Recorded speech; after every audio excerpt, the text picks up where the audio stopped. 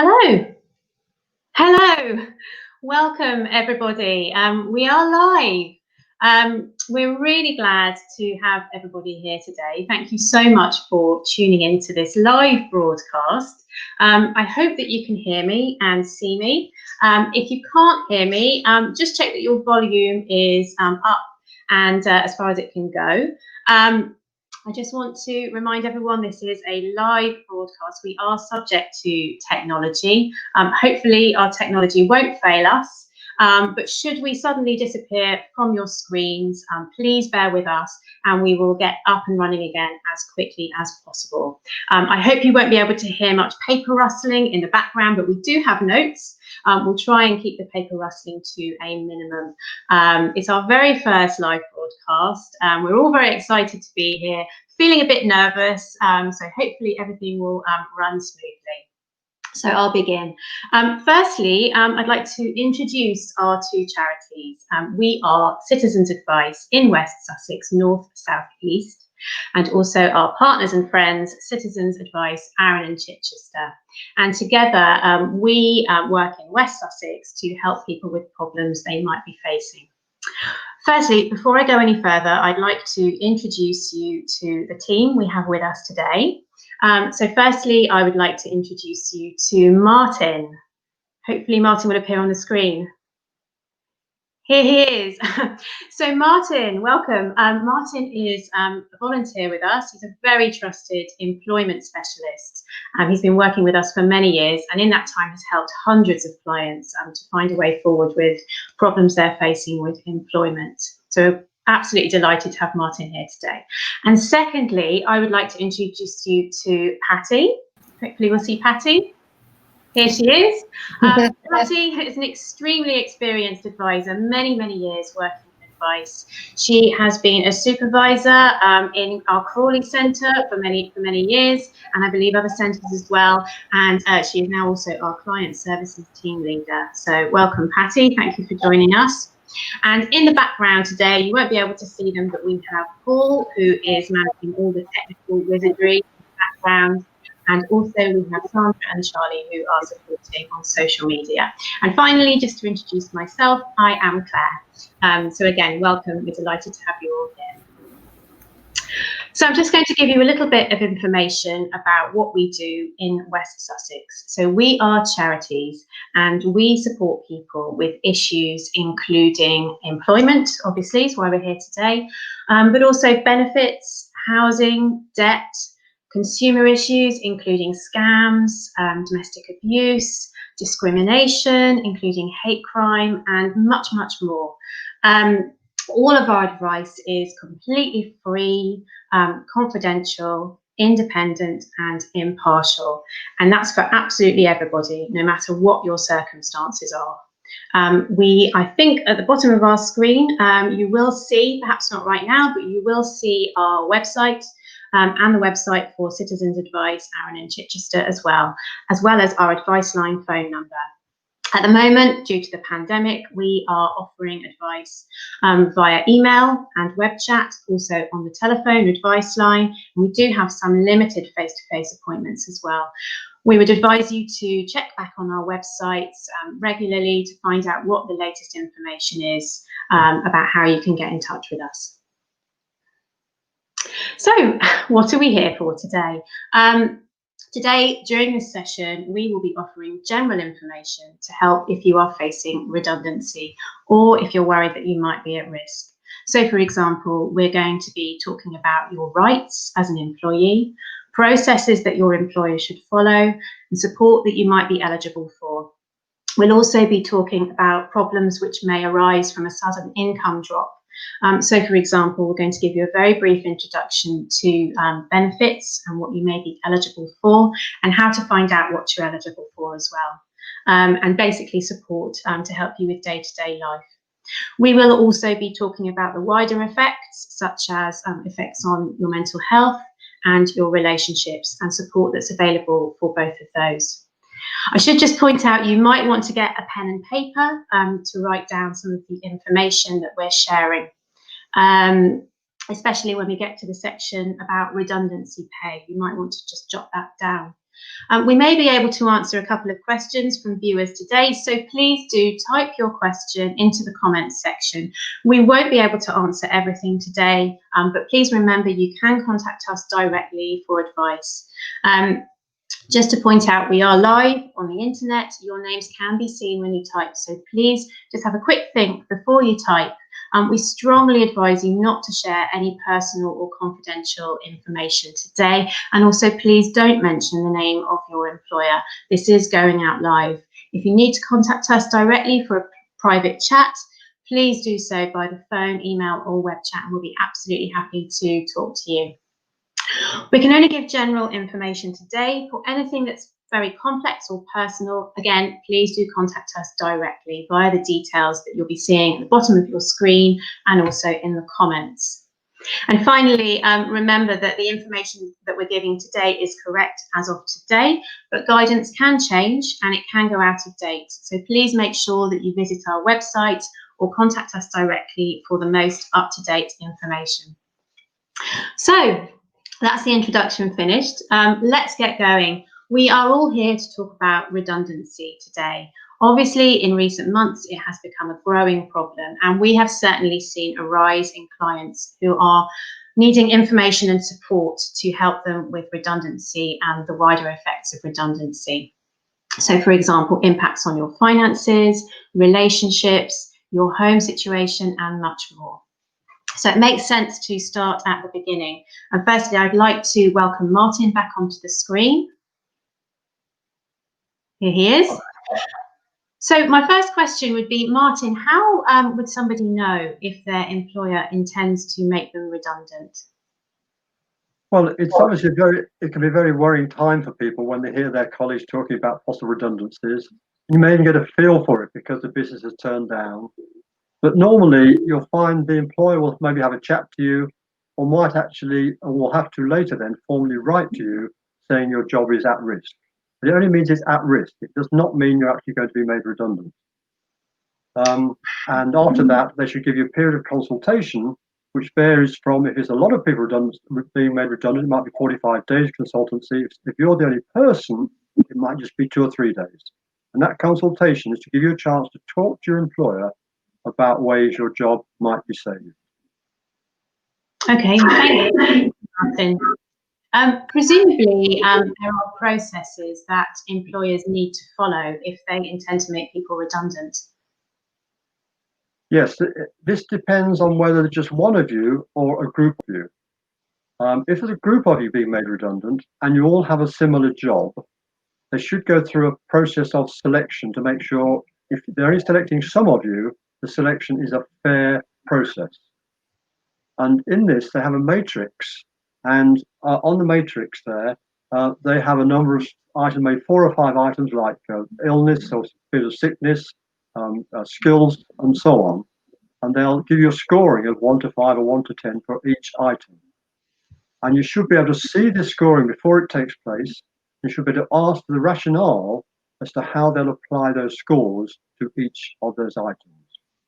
And then obviously people with the low scores will unfortunately go and the high scores may stay.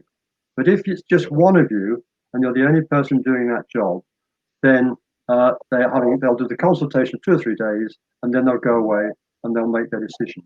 But of course, if you have less than 2 years service, it's different because you don't have normal redundancy rights. What would be the solution for people who have less than 2 years service? If you have less than 2 years service, sadly, the employer can dismiss you without any reason at all. In other words, you cannot bring an unfair dismissal claim with less than 2 years service, but you will still be entitled to at least 1 week's notice. Or in either case, you might get more if your contract gives you more than the statutory minimum period. Okay, and we will be talking later about benefits, etc., that you might be eligible for. We will come on to that later. I just wanted to point out as well that there may be cases where you feel that your employer has selected you for redundancy unfairly, and you might worry that you've been discriminated against. If you are concerned about this, please contact us directly for advice and information on what to do. The Citizens Advice website, which is citizensadvice.org.uk, the national website, has got information, but we would always advise you to contact us directly for advice if you're worried that you've been discriminated against.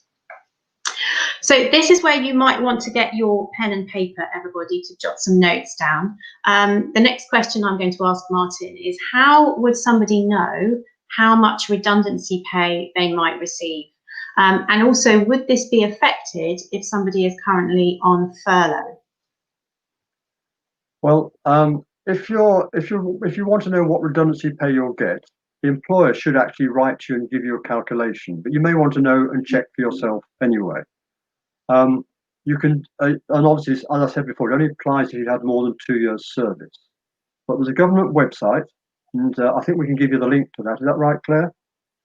Yes. Oh, here it is. It's at the bottom of the screen at the moment. Okay. Well, anyway, don't worry. I'll tell you. Okay. So if you look up calculate your redundancy pay on the internet, and only go to the government website, that gives you where you put in your length of service, your age, and it gives you what the figure is you're entitled to as the statutory redundancy. And how it works out is that you get half a week's pay for each full year of employment if you're under 22. You get 1 week's pay for each full year of employment under 41, and 1.5 weeks' pay for each year of employment over 41. And it's capped a total of 20 years service. This is for statutory redundancy, which means you could potentially get 30 weeks redundancy after 20 years service if you're over 41 for all of those years. But again, do check your contract of employment. That might give you better rights, and therefore you'll be entitled to more than that amount of pay. Okay, so if you're worried that something isn't quite right, then please do contact us, and we can advise you on that. Thank you, Martin. Hopefully we'll be coming back to you later if we get some questions coming through. I'd now like to bring Patty onto the screen, please. Thank you. So Patty, we also wanted to talk a little bit today around the wider effects of redundancy. So many people may find themselves in a situation where their income suddenly drops, and people might be claiming benefits for the first time. This can be confusing and daunting, but how do people know what they're eligible for? Is it all about universal credit? No, so you may be entitled to a contribution-based benefit if you've been working for 2 years plus and have paid national insurance contributions. This benefit is called New Style Job Seekers Allowance. So just to clarify again what contribution-based means, it's all based on your national insurance contributions that you've made.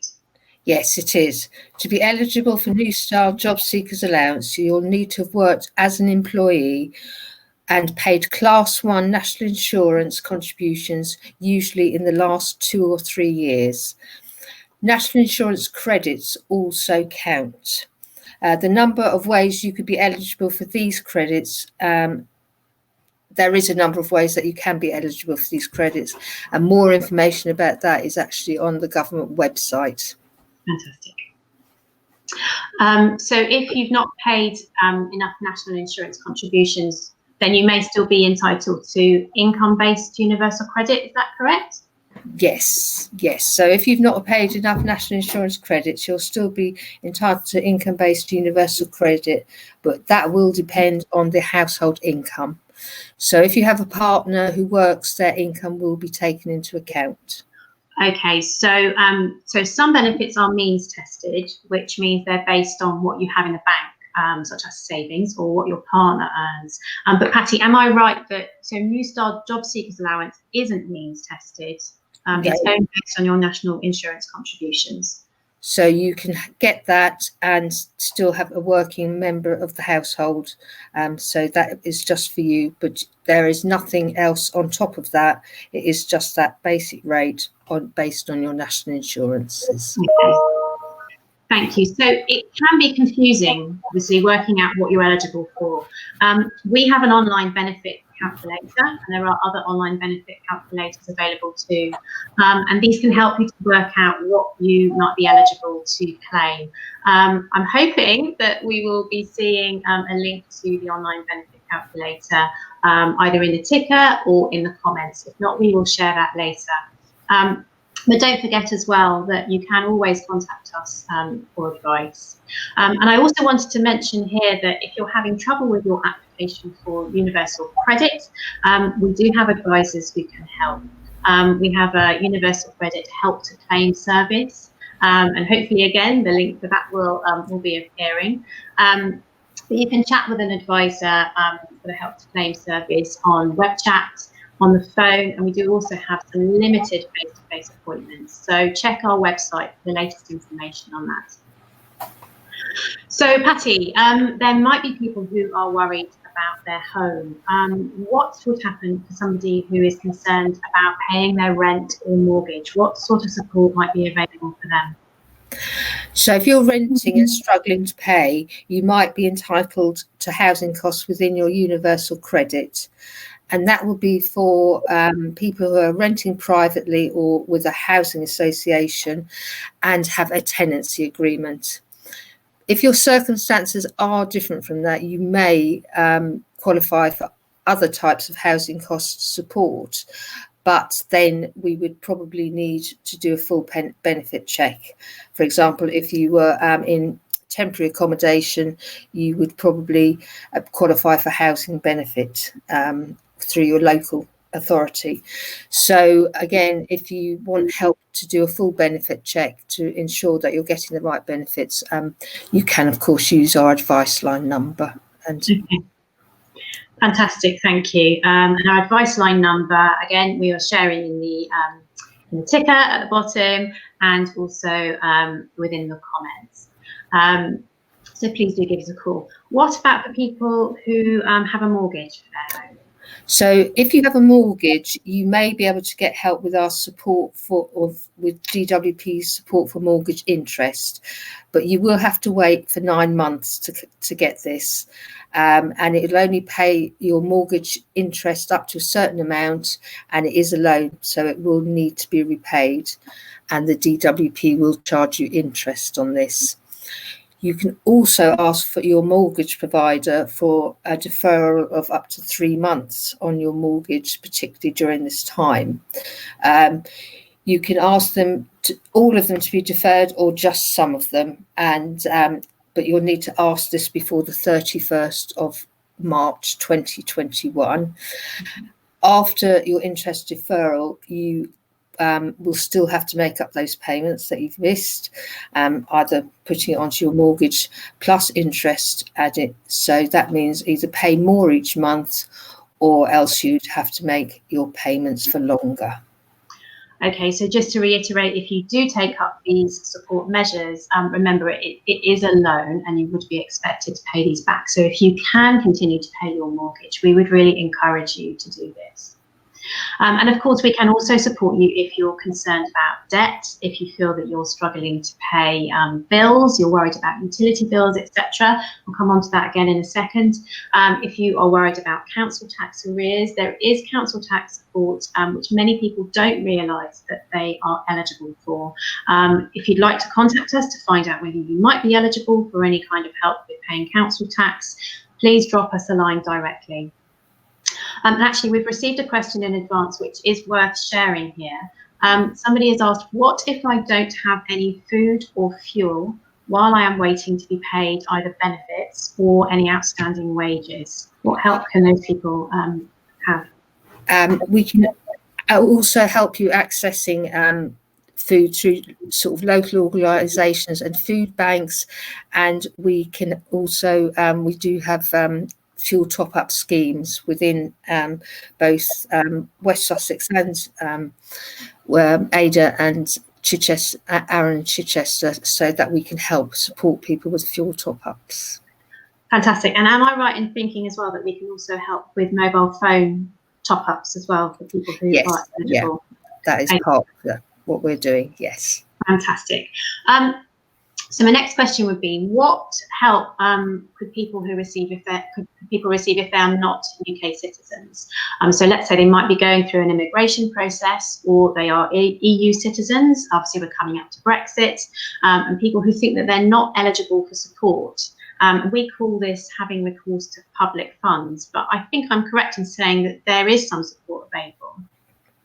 Yes, so for people who have no recourse to public funds, you may be entitled to some financial help, but we would, strongly suggest that you did speak to us for a full session, advice session, because it does need specialist advice, really, on this. And if you're an EU citizen, we can support people to apply for the EU settlement scheme, I believe.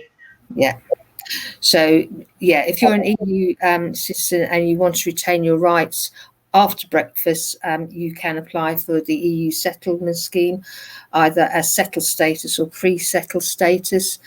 You can do this on our government website, and we are advising people to do it before December 31st of this year. So, but again, contact us if you need help, because we can support you to do that.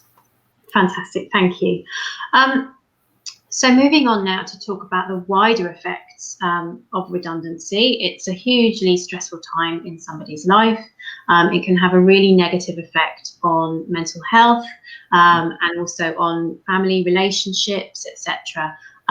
But what support is out there for people to be able to cope better with stress and that sort of impact?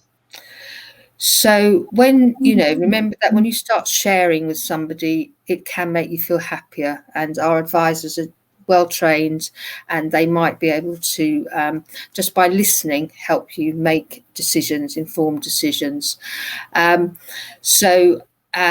can also signpost you to more specialist help, particularly around your mental health, such as Mind, West Sussex, and for family problems, Relate, and mediation services.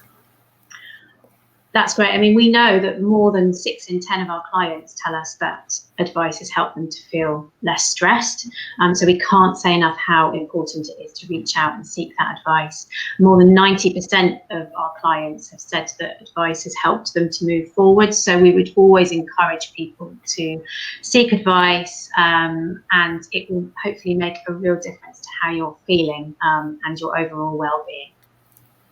So, Paul, can I just check? Have we had any questions in the comments sections? We have had a couple more questions in advance, but I want you to check whether there's anything. No, we're all good at the moment. I've been checking. We've got a lot of viewers here, so a big hello to everybody that's watching. But we haven't had any comments yet.